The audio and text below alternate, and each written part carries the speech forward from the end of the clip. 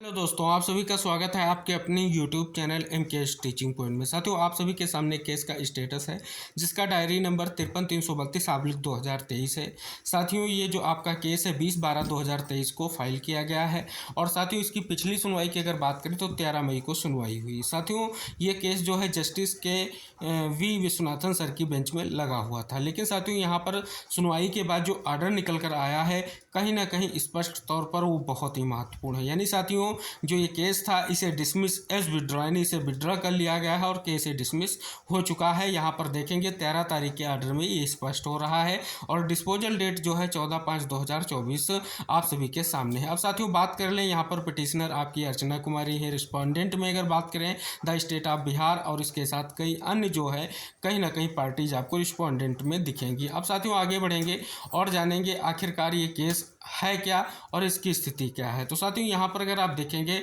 High court of जो है आपका जुडिशरी एट पटना यानी पटना उच्च न्यायालय का एक महत्वपूर्ण जो जजमेंट था केस नंबर CWJC 5053/2023 जो 6/12/2023 को आया था, उसको जो है कहीं ना कहीं उसके फाइनल जजमेंट को यहाँ पर चैलेंज किया गया है। तो साथियों यहाँ पर अगर आप देखेंगे तो लिखा गया है जजमेंट चैलेंज में, आपको दिखेगा ये जजमेंट को कहीं ना कहीं चैलेंज किया गया है।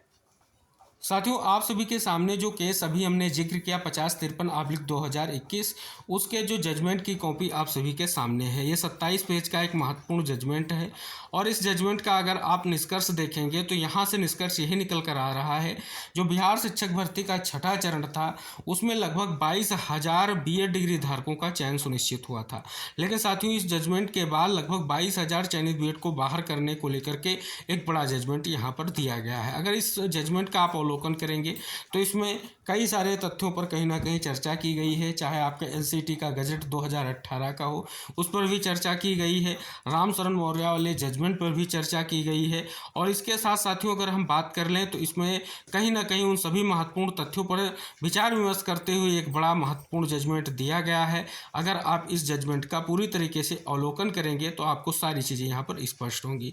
अंततः साथियों यहाँ पर कहीं ना कहीं जो जजमेंट निकल कर आया है उसमें अगर साथियों बात कर लें तो जो BEd कैंडिडेट थे कहीं ना कहीं उनके अपॉइंटमेंट को जो है यहाँ पर इलीगल माना गया और स्पष्ट तौर पर कहीं ना कहीं ये जो है अपॉइंटमेंट जो हुए थे BEd अभ्यर्थियों को उनके लिए रिवर्केट का बात यहाँ पर किया गया और साथ ही एलिजिबल कैंडिडेट को नियुक्ति देने का आदेश दिया गया है। और साथ ही देखेंगे तो इसमें NCT की जो ईयर 2010 के जो कहीं ना कहीं स्पष्ट तौर पर गजट है उसके बिहाफ पर जो है डिसीजन लेने को लेकर के कहीं ना कहीं यहाँ पर चीज़ें स्पष्ट की गई हैं। तो इससे स्पष्ट हो रहा था कि जो BEd चयनित हैं उनको बाहर किया जाए और उनके स्थान पर जो DLED के कैंडिडेट हैं उनका चयन सुनिश्चित किया जाए, ऐसा कहीं ना कहीं इस जजमेंट में स्पष्ट तौर पर फाइनल निष्कर्ष जो है निकल कर आ रहा है।